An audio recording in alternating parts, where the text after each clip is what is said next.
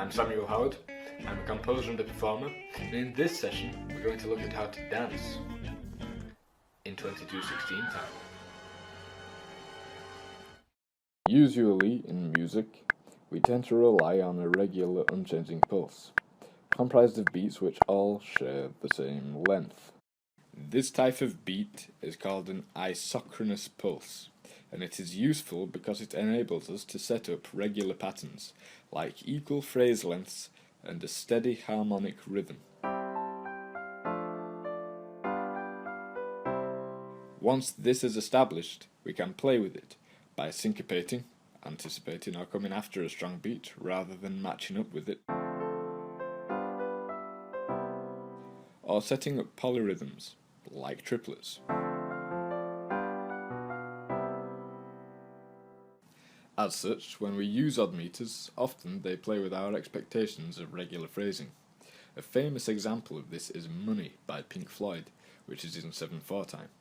The song is played with phrasing similar to what would be played in a bar of 4/4, only a downbeat appears where we expect the final weak beat to be, lending that beat a special emphasis by making it seem almost like an anticipation. However, whereas we might typically exploit odd meters to play with expectations conditioned by Western practice, to some regions odd meters are as fundamental to the rhythmic language as our own isochronous meters. In particular, odd meters can be found in folk dances across the Balkans, an area of southeastern Europe comprised of many countries including Bulgaria, Macedonia and Kosovo, although the regions included in the definition can vary. Many of these dances are built upon a non-isochronous pulse. In other words, the beats are different lengths.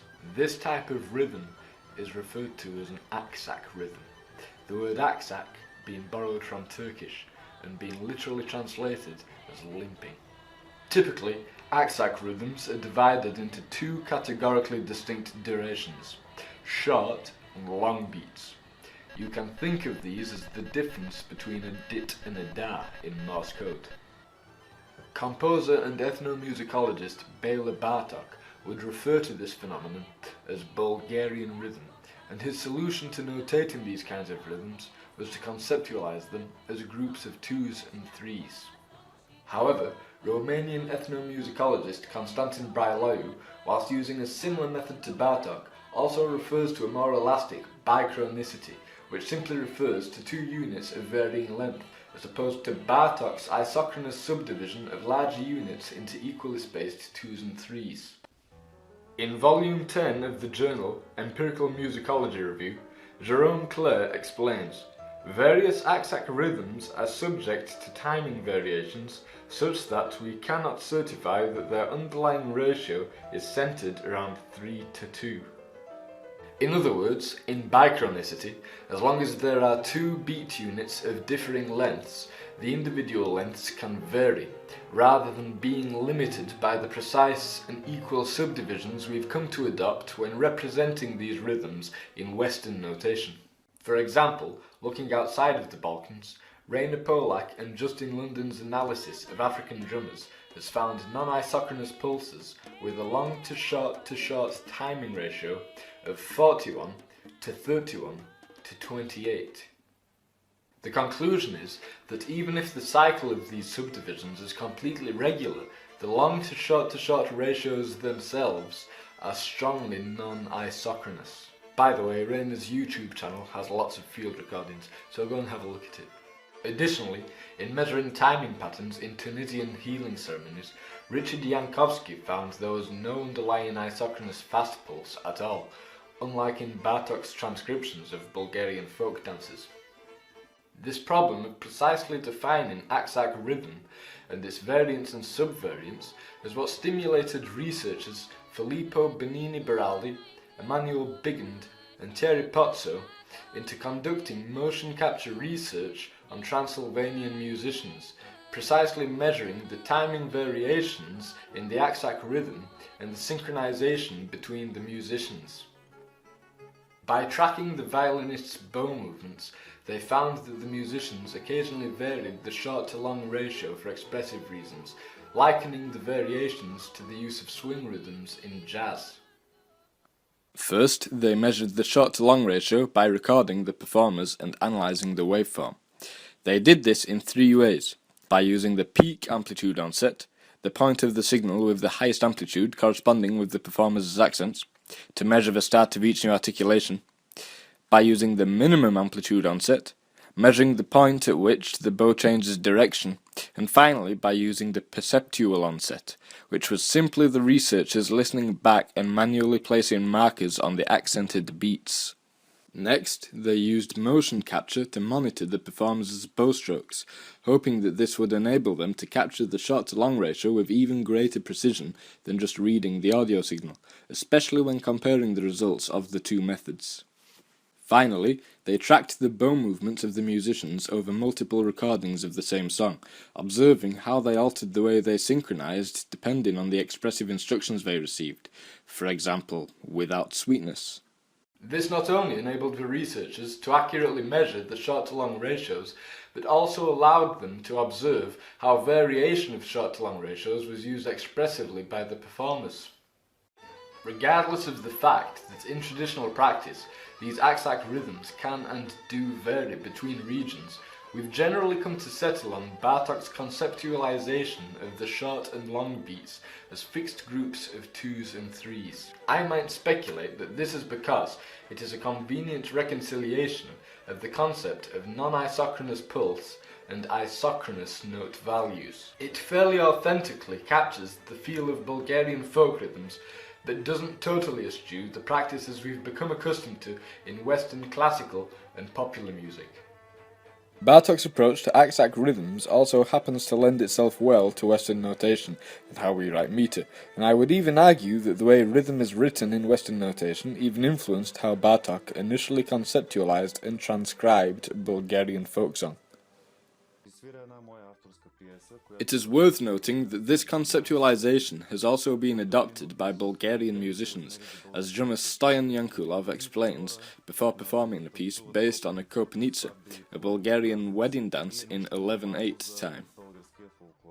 Броенето е много лесно, защото имаме 5 основни времена, като трето време е удължено. Или можем да броим така, ще броя на английски. 1, 2, 1, 2, 1, 2, 3, 1, 2, 1, 2. Но за по-лесно можем да броим така. 1, 2, 3, 4, 5. 1, 2, 3, 4, 5. I seriously recommend watching the videos of Yankulov, which I have links to in the description. The way he syncopates his rhythms is a great demonstration of how to play around the underlying rhythmic pattern without always depending on its explicit expression. This raises an interesting point. It would feel rigid if you played every downbeat in 4/4, so why would you play every downbeat in 11/8? Having established the mechanics of this kind of meter, we can now look at how to apply this knowledge to a bar of 22/16, and how this bar of 22/16 is distinct from bar of 11/8. Like Stoyan Yankulov, I'll be thinking in terms of Bartoks' Bulgarian rhythm. My promise at the start of the video is somewhat fraudulent. I'm a terrible dancer, so I can't show you how to dance. I can, however, show you how to count.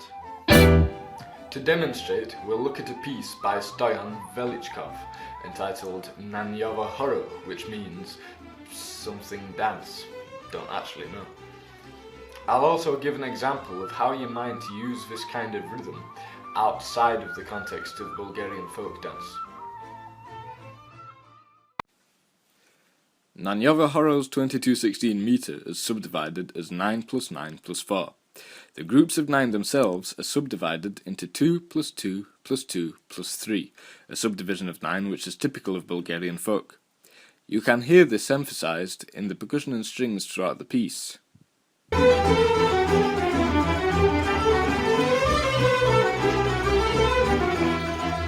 What is interesting is that the melody doesn't always have to strictly adhere to these subdivisions, since they are constantly being maintained as a point of reference in the accompaniment.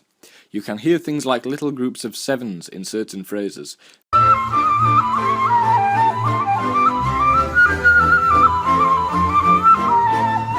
One extended legato phrase in particular breaks from the rigidity of the pulse. It can be viewed as being subdivided as 3 groups of 6, before accentuating the final strong beat of the bar. This phrasing overlaps with the 9 plus 9 subdivision in the accompaniment, and not coincidentally, it could be considered one of the most dramatic lines in the piece. In other words, the asynchrony could be considered to serve an expressive function. Bulgarian folk dance pastiches aren't in particularly high demand though, so how might you go about using these kinds of rhythmic ideas in a more Western context? You could approach this in any number of ways, but I'm going to show an example from a piece that I am working on to demonstrate one particular solution. I wanted to exploit the long beats as emphatic moments of tension, so it made sense to mostly place suspended fourth chords on these beats, which would resolve on the following short beat.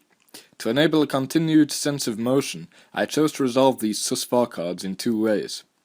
The first being to resolve the suspended fourth to the third degree, and the second being to raise the first and fifth degrees by half a step, facilitating a sort of modulation.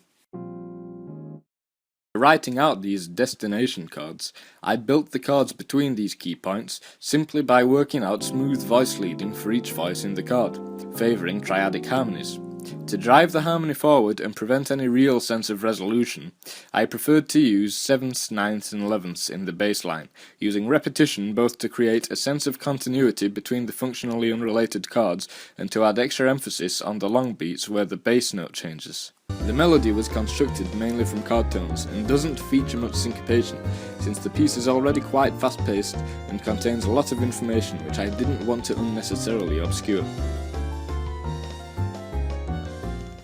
To give an example of this idea happening over a longer period of time, here is another piece I have written, this time based on the slow 11/8 Kopernica rhythm. Again, suspended chords are accentuated by longer durations, with the bass still functioning to destabilize harmonic resolutions to drive the motion.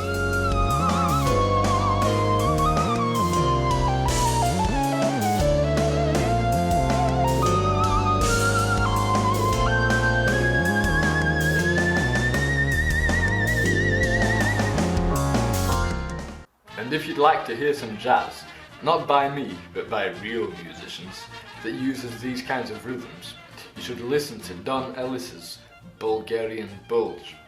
Try and work out the meter without looking it up. Hopefully this video has helped to give you a slightly different perspective on how to handle odd meters in a way that sounds free and organic. Let me know how you approach performing and writing with odd meters in the comments. I have included relevant links in the description, including an album of Bulgarian folk music, Rainer Polak's YouTube channel, and Stoyan Yankulov's performances of Kopernica. I have also linked to some of my music, which I highly recommend.